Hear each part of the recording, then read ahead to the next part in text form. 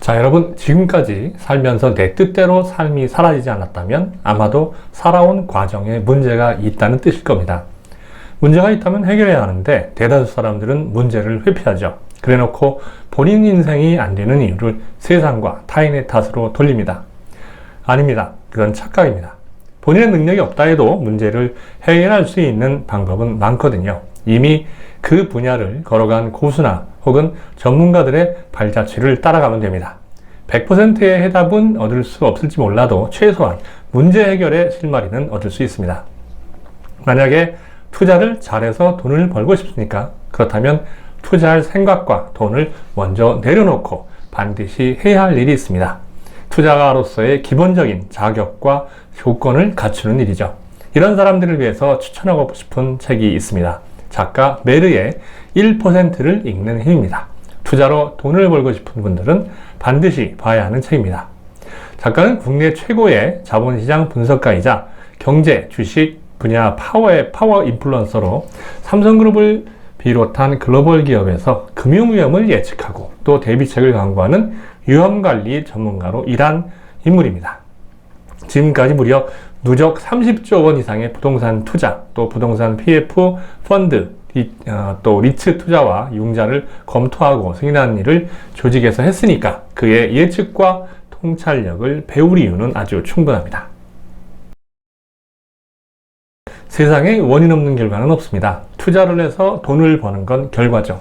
그 결과를 만들기 위해서는 원인에 먼저 시간과 노력을 기울여야 합니다. 투자할 분야나 기업을 정해야 하고 왜 그곳에 투자를 해야 하는지 명확한 이유를 알아야 합니다. 사실 따져보면 너무나 당연한 수순인데 현실을 보면 이런 단순한 일조차 생략하고 무작정 투자를 한다고 덤비는 사람들이 너무 많습니다. 세상을 있는 그대로 보거나 남들이 다 하는 걸 마치 혼자만 아는 양 티내는 사람들은 투자자로서 실격입니다. 대다수가 보지 못하는 사건의 숨겨진 원인과 파급력을 넓고 또 그리고 깊게 이해하고 투자할 곳을 선점해야 하죠. 세상을 보는 눈은 어떻게 키울 것이며 또 쓸만한 정보는 어디서 구하며 기업 가치를 판단할 때 무엇을 봐야 하는지에 대한 질문들은 모든 투자자들이 가장 궁금해하는 것들입니다. 1%를 읽는 힘은 이런 질문에 대한 해답을 찾는 과정과 힌트를 제시합니다. 기상이변이 생겨서 전 세계 곡물 생산량이 줄어들 것이라는 뉴스가 만약에 언론에 나왔다고 칩시다. 당신이 투자자라면 어떻게 생각하고 또 어디에 투자하시겠습니까? 아마도 대다수 사람들은 곡물 가격이 올라갈 거라고 생각을 하고 해당 분야 기업들 주식이나 곡물 수출국을 주목할 겁니다.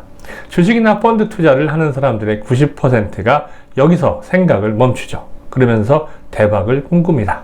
꿈도 꾸지 마십시오. 90%가 똑같은 생각을 하고 있는데 무슨 돈을 벌겠습니까? 반면에 10% 이내의 투자자들의 생각은 전혀 다릅니다. 이들은 곡물 가격이 올라가면 인플레이션이 생길 거라고 예측을 하죠. 인플레이션이 심한 나라 중에서 곡물 수입 비중이 높은 나라는 이 사건의 영향력이 훨씬 심각할 것이라고 보고 그런 나라들을 검색을 해봅니다. 이집트는 곡물 수입 비중이 큰 나라고 현재도 인플레이션으로 곤경을 겪는 나라죠. 인플레이션이 심한 나라에서는 화폐 가치를 신뢰하기 어렵기 때문에 이집트 역시 가치 보존 수단으로 금을 많이 활용합니다.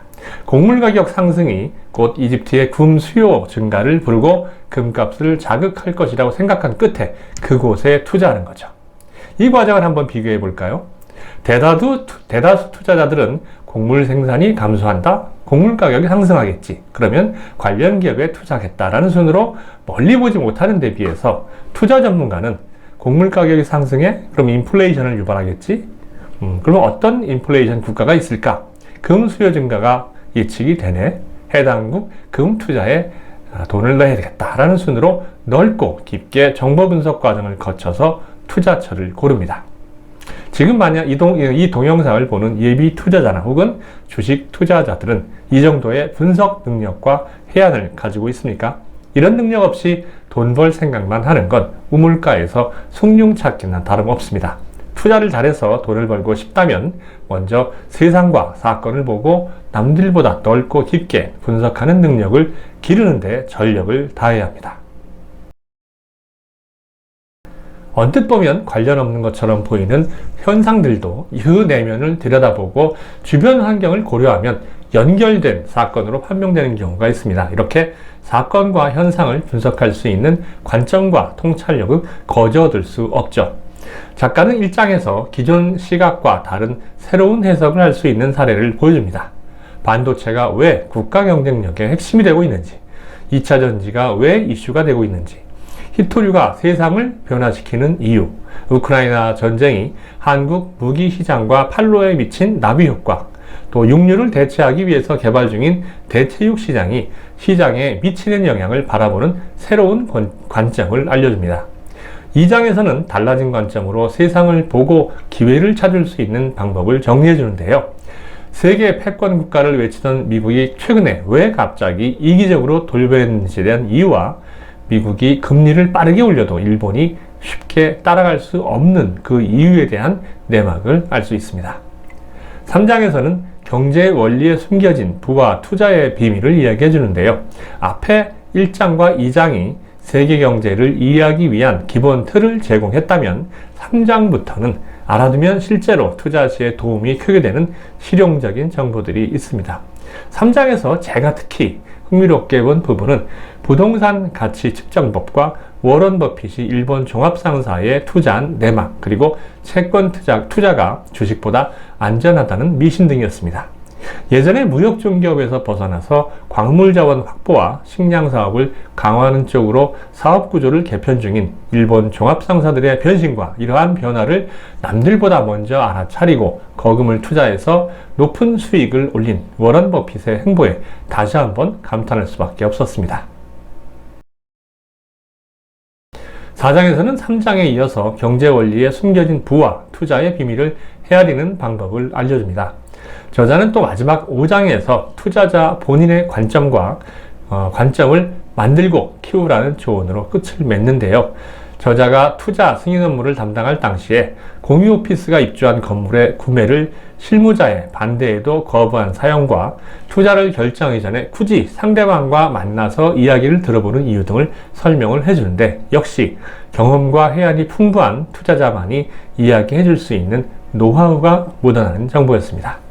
각 섹션 말미에는 저자 본인이 현장에서 겪은 경험을 바탕으로 정립한 투자 원칙을 아주 간결하게 정리해 놓았는데요. 읽다 보면 저절로 고개를 끄덕끄덕 하게 됩니다. 특히 반값 할인 성형수술과 제값 내는 성형수술의 사례를 들면서 비싸긴 해도 제값을 주었을 때 괜찮은 투자 결과를 냈다는 이야기는 매번 저렴한 투자 물건만 찾는 이들에게 경종을 울려주기 충분합니다.